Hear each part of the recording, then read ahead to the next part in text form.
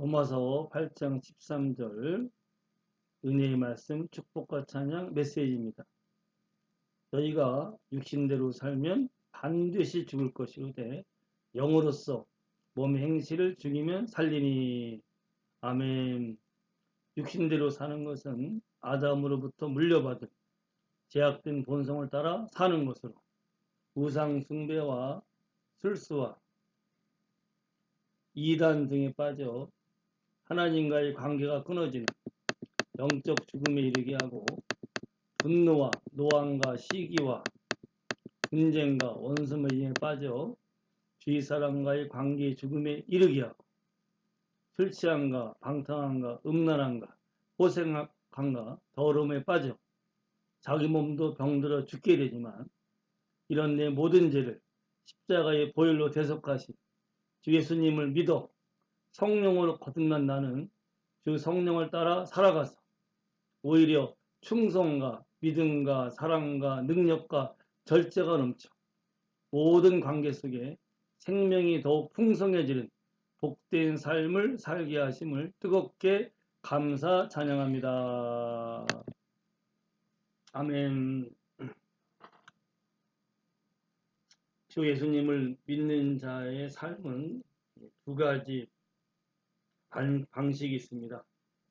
아직도 나에게 남아있는 아담의 타락한 본성을 따라 육신을 따라 살아가는 방식이고, 또 하나는 육신의 본능을 제화하게끔 우리 속에 들어오신 참 육체의 본능을 따라 살았던 모든 죄를 회개하고 예수님을 나의 주님으로 영접했을 때 내게 오신 주의 성령, 그 성령을 따라 살아가는 삶의 방식입니다.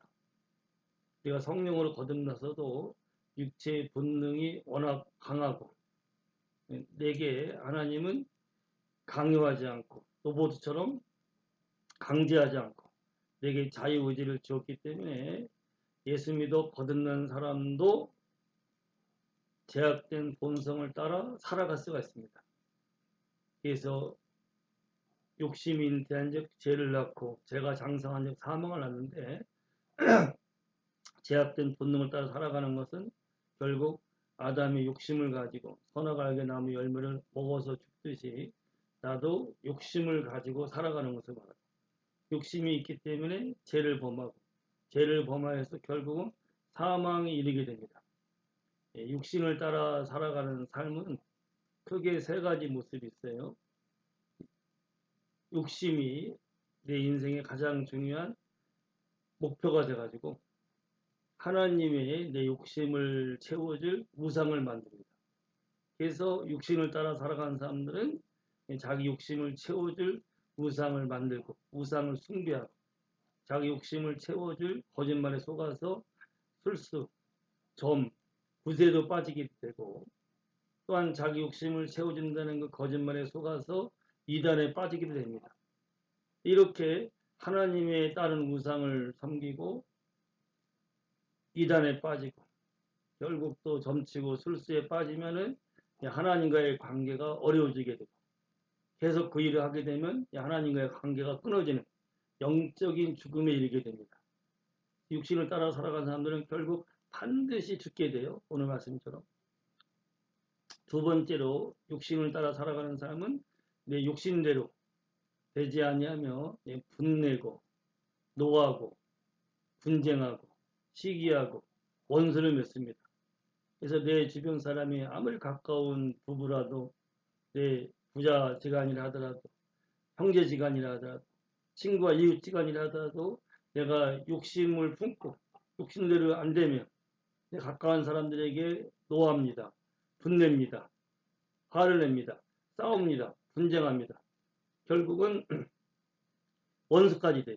성경에 보면은 네 원수가 집안 사람이라 그랬죠. 사실 집안에 가장 가까운 사람한테도 내가 분내고 화내고 비방하고 악한 말을 해가지고 원수가 되고 그래서 결국은 관계가 끊어집니다.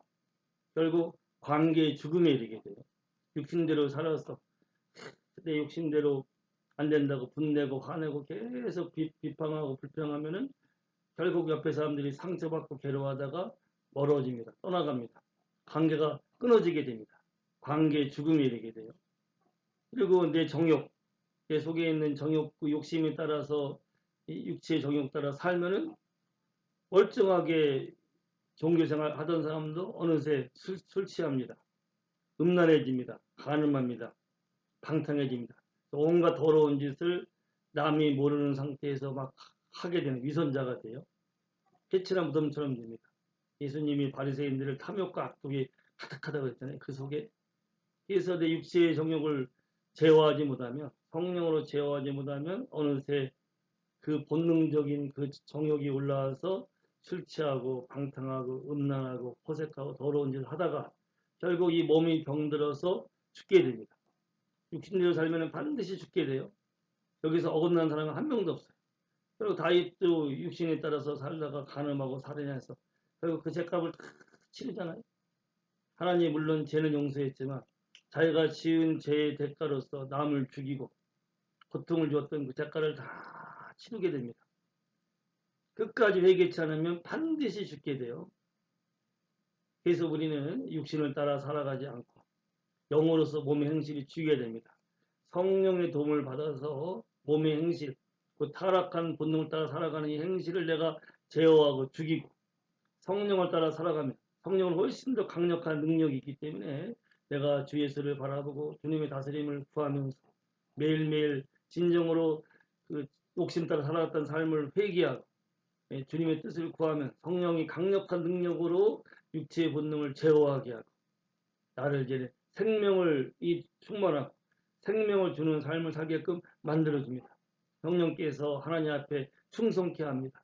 오직 믿음으로 살게끔 만들어줍니다. 그리고 사람과의 관계에서는 사랑하고 화평하고 오래 참고 온유하며 용서하면서 사람과의 관계가 더욱더 복되고 아름답게끔 만들어줍니다. 그리고 내 자신과의 관계 속에서도 이제는 절제합니다.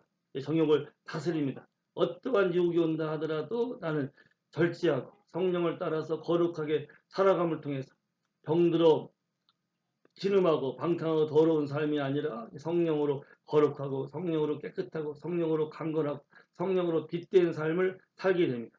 이 모든 것을 주의 성령이 내 안에서 이루십니다. 나는 주님 예수만을 바라보고 믿고 의지하면 돼요. 절대로 내 타락한 제약된 본능을 따라 살지 말고 매일매일 십자가에 못 박고 자기를 부인하고 매일매일 주 예수님을 바라봅시다. 주님을 의지합시다. 내 모든 죄를 지시고 십자가에 예수님이 죽으셨습니다. 부활하셨습니다. 나는 예수와 함께 죽었습니다.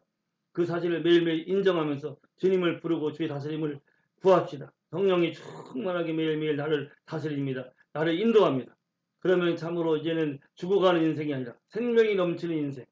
그래서 하나님께는 영광을 돌리고 하나님께 충성을 다하고 끝까지 믿음으로 살아감으로 하나님을 기쁘시게 해주고 내 주변에 누구라도 내가 용서하며 사랑하며 섬기며 친절히 대하면서 관계가 더욱더 복되고 아름다워지고 내 자신은 이런 정욕된 모든 마음이 깨끗하게 사라지고 눈보다 하얀 마음이 돼서 거룩하고 깨끗하고 정결하게 살아감으로 주님을 모신 성전된 삶을 살아갈 터인데 오직 성령을 따라 살아감으로 오직 주 예수만을 바라보고 주님만을 믿고 의지함으로 성령 충만한 가운데 이렇게 천국 생활을 하시기를 주의 이름으로 축복합니다. 할렐루야.